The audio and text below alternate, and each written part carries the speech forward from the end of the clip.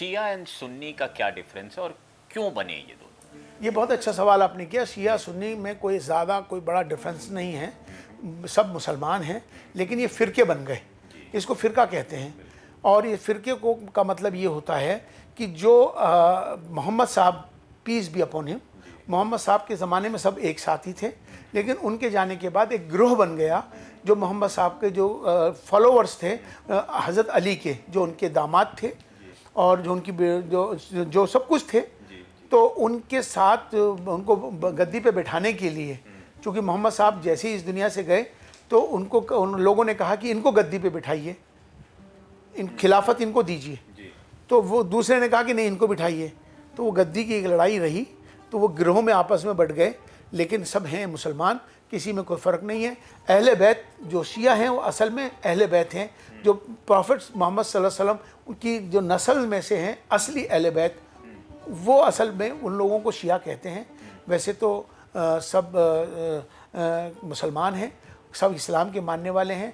ये एक पॉलिटिकल मसला बन गया ये, और ये गिरोहों का मसला बन गया, जबकि मोहम्मद साहब के ज़माने में कोई गिरोहबंदी नहीं थी। और जबकि मोहम्मद साहब आखिरी खुतबे में ये कह के भी गए कि तुम गिरोह में मत बटना, आपस में मत बटना, काला गौरव में फ़र्क मत करना, इंसान में प्यार मोहब्बत से रहना, लेकिन अब बात नहीं बन गया। हम जिस दुनिया में आज हैं और 2006 का आपका इंटरव्यू और 2024 में आज मैं वही सवाल आपसे कर रहा हूं, तो आप भी समझ रहे होंगे कि स्थितियां क्या हैं। तो दुनिया मान के चलती है कि सुन्नी ज़्यादा कट्टर होते हैं, शिया ज़्यादा पढ़े लिखे होते हैं।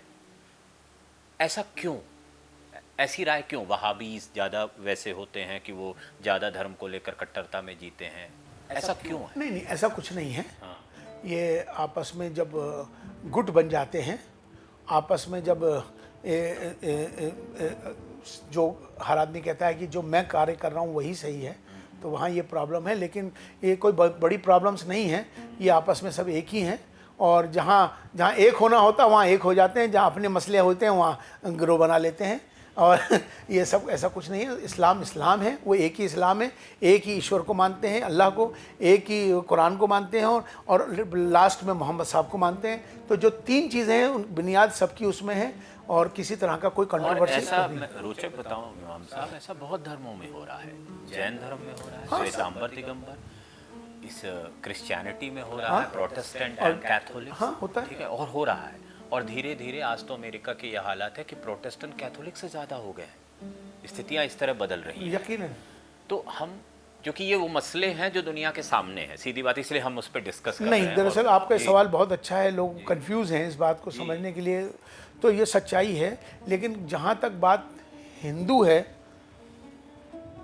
सनातनी है, वो सनातनी है, आर्य समाजी है, आर्य समाजी है, वैष्णव है, ये अलग अलग है, ये सब जगह है। इन सब बातों से हमें दूर उठकर मुझे लगता है कि हम एक अच्छे इंसान बन जाए।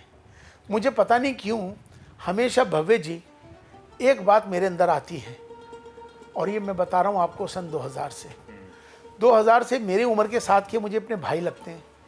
मेरे पिताजी की उम्र के मुझे पिताजी नज़र आते हैं। मेरी उम्र की माता है, मेरी को माता दिखती है। मेरे बच्चों के लड़के लड़कियों के बराबर मुझे जो दिखते हैं वो बच्चे दिखते हैं। पता नहीं क्यों मुझे तो सारा जग ऐसा लगता है कि ये सब मेरा ही है और ये सब मेरे ही हैं, और मुझे कहीं ऐसा भाव नहीं आया। ठीक है, सबकी आस्थाएं अलग हैं, मुझे इससे क्या है पड़ता है, उसमें उसकी खुशी है, मेरी आस्था मेरे साथ है। यार एक हो जाओ बस, एक इंसान और एक इंसानियत के लिए एक हो जाएंगे ना, तो इस सृष्टि पर शांति आ जाएगी।